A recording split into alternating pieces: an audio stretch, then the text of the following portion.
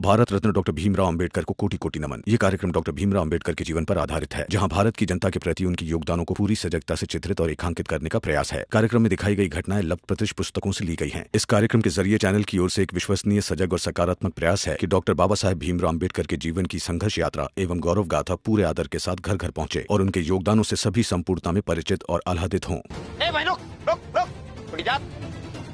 कहाँ घुसे आ रहे हो? पहले हिसाब दीजिए, फिर ये शादी करवाते रहिए।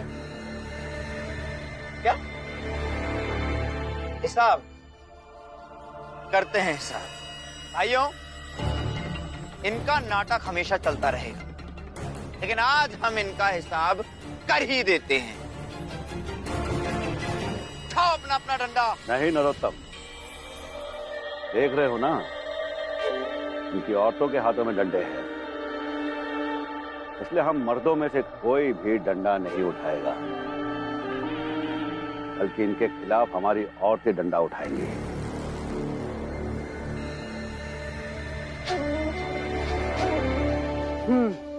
आज हम ही इनसे सुलटेंगे। चलो बहनों।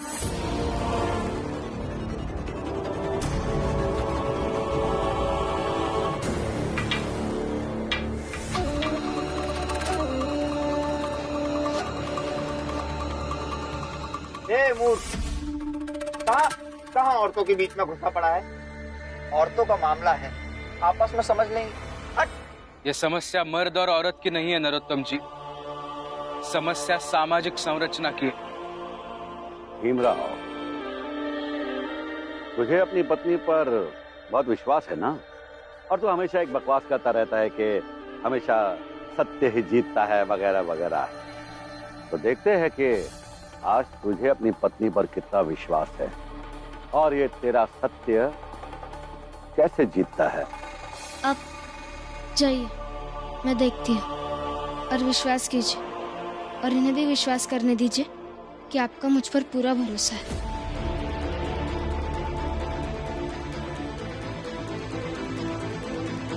ठीक है।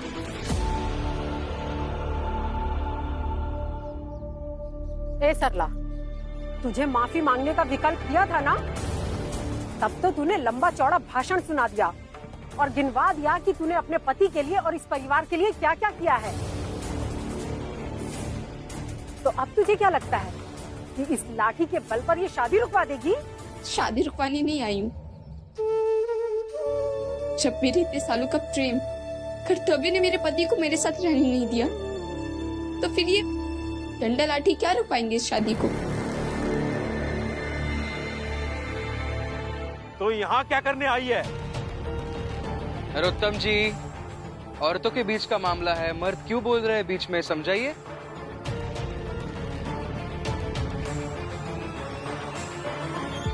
हम सब यहाँ इसलिए आए हैं ताकि सरला जी का पूरा हिसाब हो सके। जितना समय, जितनी मेहनत और भावनाएं इन्होंने आप सबके साथ इतने वर्षों तक खर्च की है ना, उसे लौटा दीजिए, फिर ये शादी करते रहिए।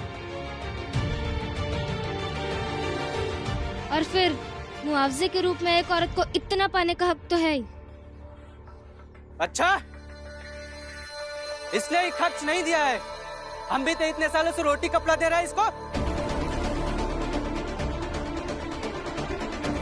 नरोत्तम जी, वापस मर्द बोल रहे हैं बीच में। बोलने का हक है मुझे, पति हूँ इसका। हाँ, तो सरला जी भी आपकी पत्नी है, तो सरला जी आप भी जवाब दीजिए इन्हें, लेकिन जवाब देते वक्त ऐसा बिल्कुल भी नहीं लगना चाहिए कि आप पर किसी का दबाव है। जो दिल में है सब बता दीजिए। हाँ सरला जी, आज मर्यादा में मत बंधिए, क्योंकि मर्यादा कई बार पक्ष को कमजोर कर देती है। और आज बात सिर्फ मर्यादा की नहीं, बल्कि आपके साथ साथ पूरे औरत जात की है।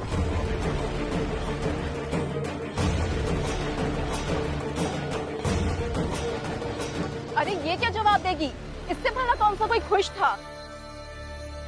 और नहीं तो क्या, ना पति खुश, ना ससुराल में परिवार खुश, तो क्यों रखेगा कोई तुम्हें अपने घर में? और अकड़ तो देखो, आकर माफी नहीं मांग सकती थी, आ गई नाटक करने।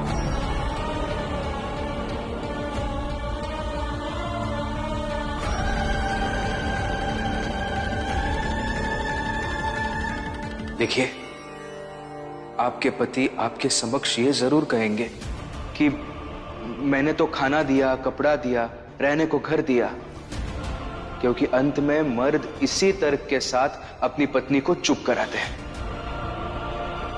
लेकिन आपको उस समय सतर्क रहना होगा और जवाब में उन्हें यह समझाना होगा कि पति पत्नी का या बहू ससुराल का रिश्ता काम और उसके बदले में मिलने वाले पगार की तरह नहीं होता। तो ठीक है, चलो पंडित जी को ही मारते हैं। आखिर वो कैसे शादी करवा सकते हैं यहाँ? रुको, अरे हमने क्या किया? 4 डंडा मारेंगे तब पता चल जाएगा आखिर क्या किया है तुमने। देखो, हम पूजा पाठ करने वाले हैं, मेहनताना के बदले में दान दक्षिणा लेते हैं। बात खत्म। करवानी है पूजा तो करवाओ, नहीं इसके बदले में हम मार थोड़ी खाएंगे।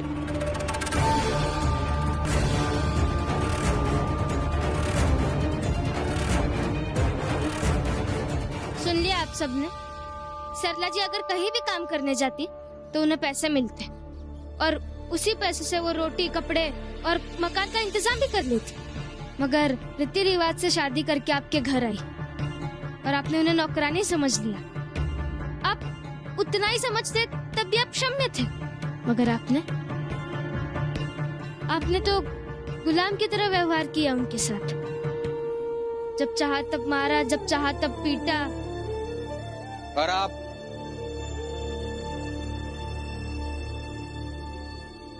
कैसे मर्द है आप? खुद तो पत्नी को मारते ही थे, लेकिन जब घर वाले उसे मारते थे आप देखते रहे,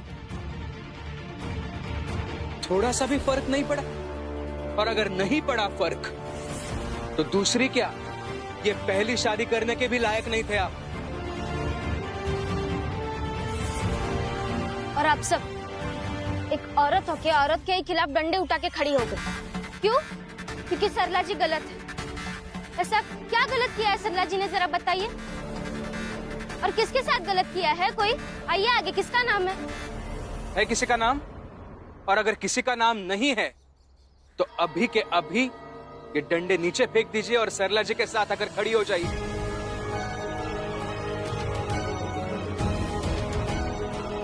सरला जी के पति इनके साथ नहीं रहना चाहते, ठीक है, कोई बात नहीं, लेकिन इनके जायदाद का आधा हिस्सा सरला जी को मिलना चाहिए, ताकि ये अपना आगे का जीवन अच्छे से गुजार सके। ऐसे कैसे? ऐसे कैसे सरला को जायदाद का कुछ मिल जाएगा? देख लीजिए, ये सब आपके घर के मर्द हैं जो एक हो गए हैं ये कहने के लिए कि औरतों को जायदाद में हिस्सा नहीं मिलता। देखिए, अब सोचिए कि कल को कभी ऐसी नौबत आई तो आपको आपके हिस्से में अपने ससुराल से क्या मिलेगा। ओ भीमराव, भड़काना बंद कर। ये हमारी पत्नियां हैं, इनका जन्म हमारी सेवा के लिए, हमारे बच्चों को पालने के लिए ही होता है, ना कि हिस्सेदारी के लिए।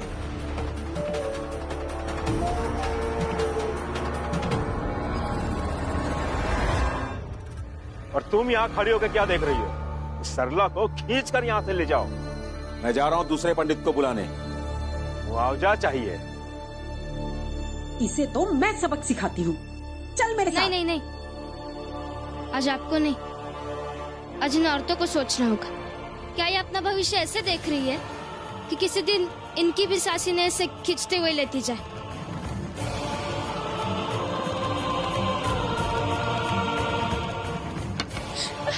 छोड़ो मुझे। अब आप सबको तय करना होगा। समाज और मर्दों से तो हम लाठी से लड़ लेंगे, लेकिन एक औरत होकर औरत से कैसे लड़ेंगे?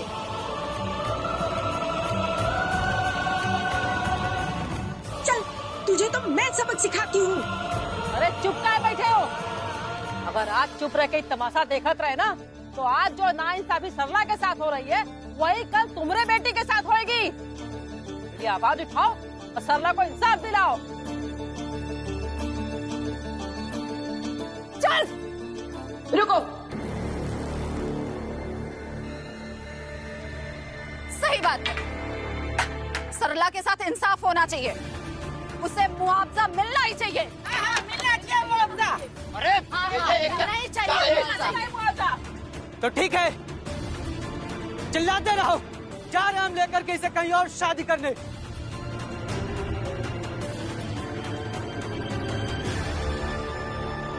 चलो। नहीं, मैं ये शादी नहीं कर सकती।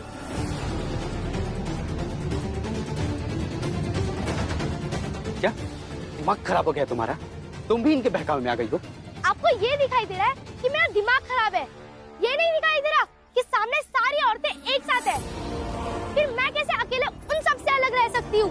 और जब आपके सामने आपकी आई आपकी पहली पत्नी को खींच कर ले जा रही थी, अब तब भी चुप रहे, और कल को आप तब भी चुप रहेंगे जब आपकी आई मुझे इस तरह खींच ले जा रही होगी। नहीं चाहिए ऐसा पति, ना ही मुझे चाहिए ना ही किसी और औरत को।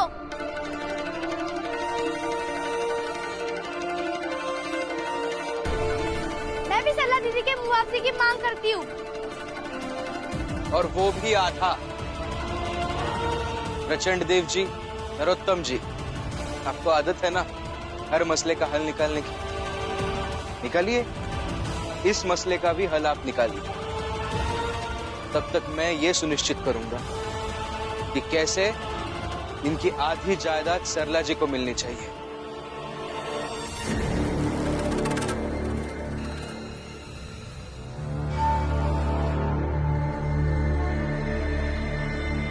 मैं एक फूटी कौड़ी से नहीं दूंगी। चल बेटा। ठीक है, फिर हम सारी औरतें बैठ के धरना देंगे, देखते कब तक मुआवजा नहीं मिलता।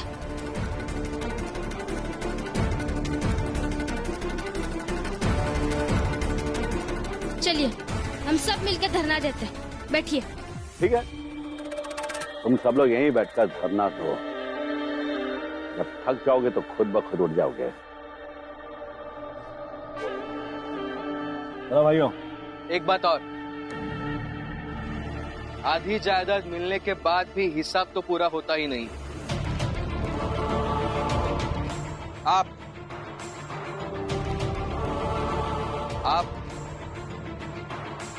कितनी बार मारा है आपने उन्हें, सबके सामने अपमानित किया है, उसका हिसाब तो कर ही नहीं रही है वो।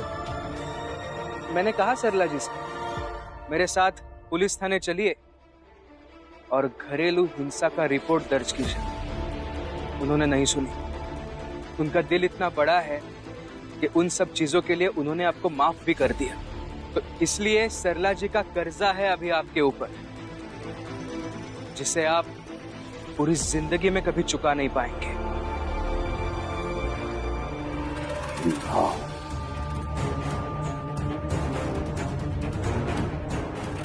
ये सब सजावट निकालो।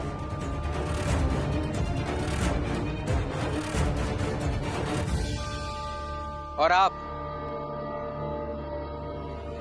आज आप सबने मिलकर इन लोगों को एक बहुत बड़ा सबक सिखाया है। आप सबने साबित कर दिया है, अगर एक औरत दूसरे औरत की दुश्मन ना बन के उसके साथ आके खड़ी हो जाए तो दुनिया की बड़ी से बड़ी ताकत झुक सकती है।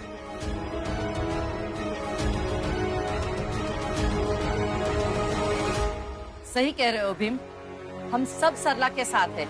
यहाँ की चिंता तुम बिल्कुल मत करो, तुम जाके अपनी पढ़ाई करो। अब यहाँ पे जो भी होगा ना, हम सब देख लेंगे।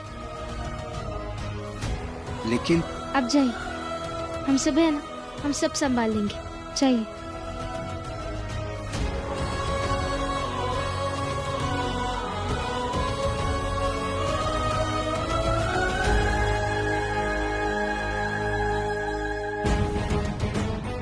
बैठिए।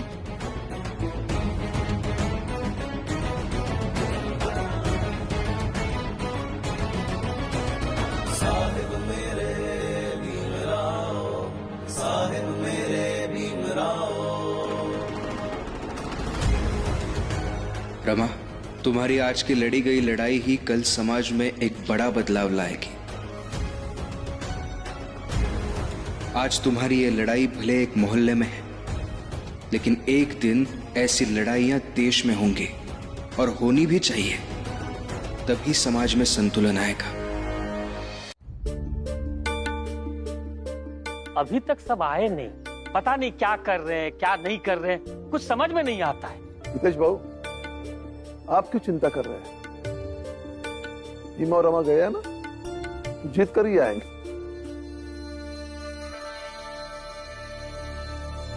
जीत के आएंगे तो उनका मनोबल और भी बढ़ जाएगा। फिर आप मर्दों के साथ आपकी बीवियां क्या करेगी सोच लीजिए। हाँ देखिए भाभी, आपसे विनती है कि आप इन्हें भड़काइए मत। भड़का नहीं रही है, समझा रही है, और हम लोग अच्छे से समझ गए हैं। वो लोग चाहे वहां जीते या हारे, हम तो अपनी पत्नियों का हिसाब जरूर करेंगे। जनार्दन भाऊ, वो आएंगी तब ना हिसाब करेंगे। वो सब के सब वही बैठ गई है और कह रहे हैं जब तक सरला को मुआवजा नहीं मिलेगा वो वही बैठी रहेगी।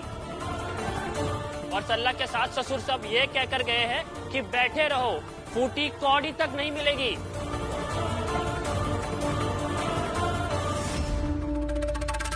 हाँ तो चलो फिर हम लोग चल के उनका लेके आवत है। हाँ हाँ चलो चलो।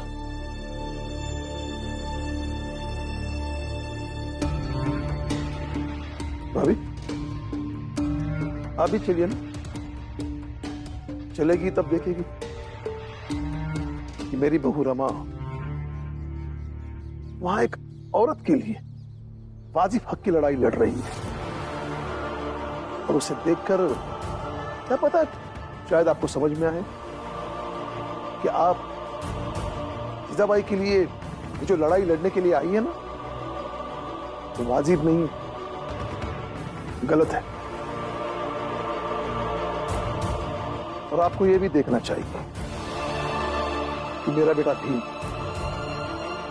कैसे तमाम बाधा पार करके शिक्षा दान करने वाले शिक्षक को ढूंढ रहा है। उसे कुछ सीखकर आपको जीजाबाई को समझाना चाहिए। समस्या का हल ढूंढेगी तो मिलेगा। उसका प्रमाण मेरा बेटा है।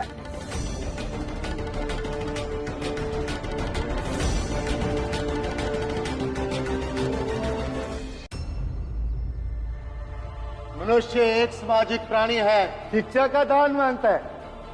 शिक्षा कभी दान में नहीं मिलती। कॉलेज जाके भी फायदा नहीं, गुरुजी तो पढ़ाएंगे नहीं, मुझे किसी भी तरह उन्हीं से पढ़ना होगा। काकी, किसी आदमी को देखा क्या यहाँ पे? पागल जैसे थे, कल इधर ही घूम रहे थे। नहीं?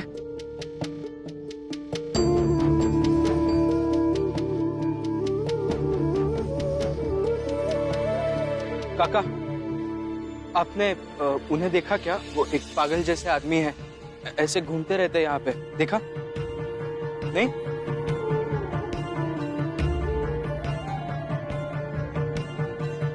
अरे रुकिए रुकिए, मैं आपसे कुछ बात करना चाहता हूँ, मेरी बात सुन लीजिए। जाओ यहाँ से, जाओ यहाँ से, नहीं तो सिर फोड़ दूंगा।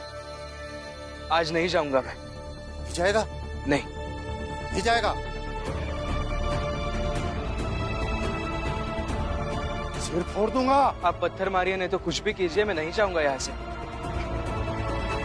देखिए, आप मुझे अपना शिष्य बना लीजिए और पढ़ा दीजिए समाजशास्त्र। ये देखो, सबसे बड़ा पागल, ये पागल का पैर छू रहा है।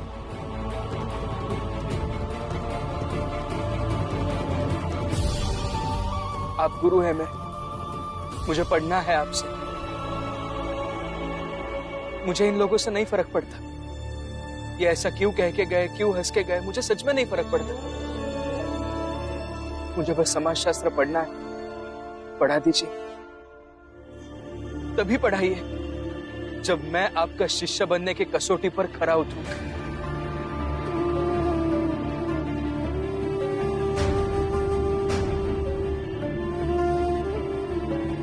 ठीक है, पढ़ाऊंगा, लेकिन पहले जो तूने आज गलती की है वो बता दे, फिर मैं तुझे अपना शिष्य बना लूंगा। हाँ। गलती? मैंने कौन सी गलती की है? सोचो सोचो, अभी अभी जो तुमने कहा था ना कि मैं तुम्हें शिष्य तभी बनाऊंगा जब तुम शिष्य बनने की कसौटी पे खरा उतरो। और शिष्य बनने की सबसे बड़ी कसौटी यही है कि तो उसमें आत्मबोध की क्षमता हो।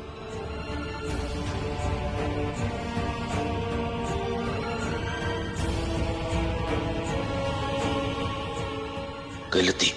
आज मैंने कौन सी गलती की है?